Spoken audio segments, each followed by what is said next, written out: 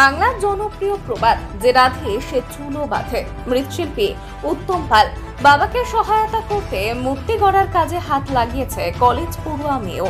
কলম ধরা হাতে তুলে নিয়েছে খড়, বাঁশ, কাদামাটি, রং তুলে। গত কয়েক বছর ধরে সমানভাবে দুদিক সামনে চলেছেন বালুরঘাটের ছোট মেয়ে উর্মি পাল। একদিকে যেমন আরজি করের জুনিয়র ডাক্তারকে ধর্ষিত হয়ে প্রাণঘাতী হতে হলো, উল্টোদিকে বালুরঘাট কলেজের প্রথম বর্ষের ছাত্রী উর্মি পাল প্রতি বছর বাবার কাঁধে কাঁধ মিলিয়ে 20 থেকে 22টি দেবীর মূর্তি তৈরি করেন তিনি। একসময় সংসার টানতে বেসামাল দশা, ঠিক এখন মেয়ের সহযোগিতায় সামনে উঠেছেন উত্তম পাল। পড়াশোনার ফাঁকে বাঁশের কাঠামোয় খড় আর দড়ি দিয়ে কাঠামো প্রস্তুত করে মাটির প্রলেপ দিতে ব্যস্ত উর্মি। আগে মাটির প্রলেপ দেওয়া প্রতিমায় চলছে শেষ মূর্তির প্রস্তুতি। তুলি হাতে রঙের পোজ দিচ্ছেন সে। সারা বছর ভালোভাবে সংসার চালাতে দুর্গা উৎসবের সব থেকে ভরসার জায়গা, তাই উর্মি যেন দশভুজা হয়ে দশভুজার মূর্তি গড়তে নেমে পড়েন।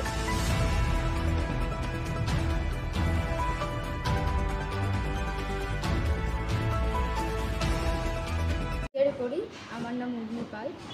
বাবার সাথে কাজ করি। এই ঠাকুরটাও অনেকটাই আমি হাত দিয়ে কাজ করি। বাবাকে নতুন নতুন কাজের জন্য বলি যে এটা করলে এরকম হয় বা এটা করলে ওরকম হয়।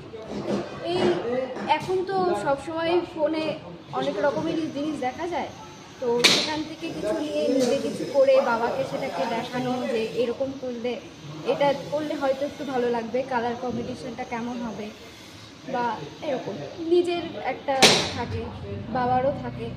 বাবাও বলে, বাবার কাছ থেকে ছোটোবেলা থেকেই শিখি, বাবাও শেখায় আমাকে, আমিও বাবাকে অনেকটাই বলি, এই নিয়েই চলে।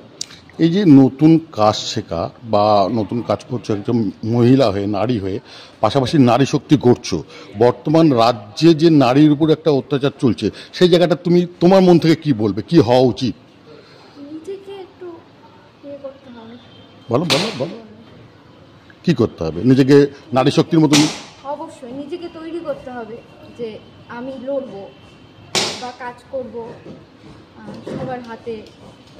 সবার হাতে একটা শক্তি থাকা উচিত। কি মনে করছো মায়ের এই যে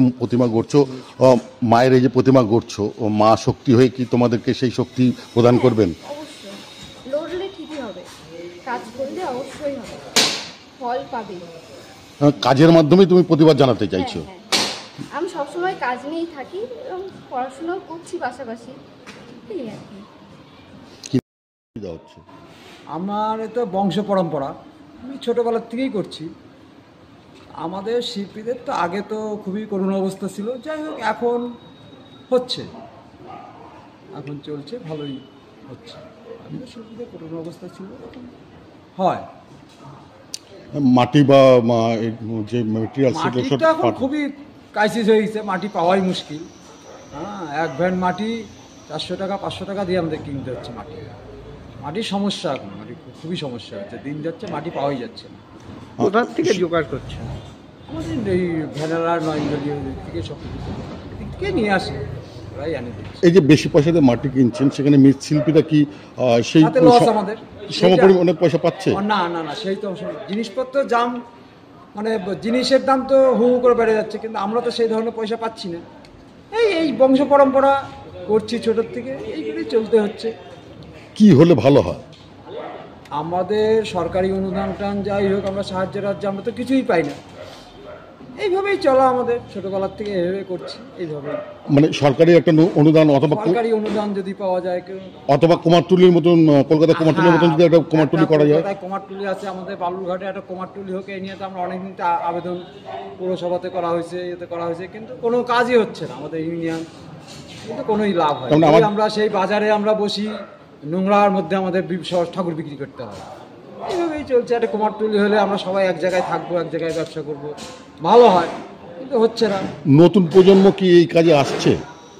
নতুন প্রজন্ম বেশি আসছে না, তা আমার মেয়ে এখন আমার সঙ্গে কাজ করে। এখন আমার থেকে আমার মেয়ে এই ঠাকুরটা আমি বানাচ্ছি, আমার মেয়েই সব বুদ্ধি কি করতে হবে না করতে হবে সব আমার মেয়েই সব করছে। নতুন প্রজন্ম আসতে চাচ্ছে না। এবার কতগুলো ক্লাবের পুজো ধরেছেন? আমার 10টা ঠাকুর আছে। মেয়ে যে এই যে মেয়ের কথা বললেন, মেয়ে হয়ে মায়ের প্রতিমা গড়ছে, হ্যাঁ।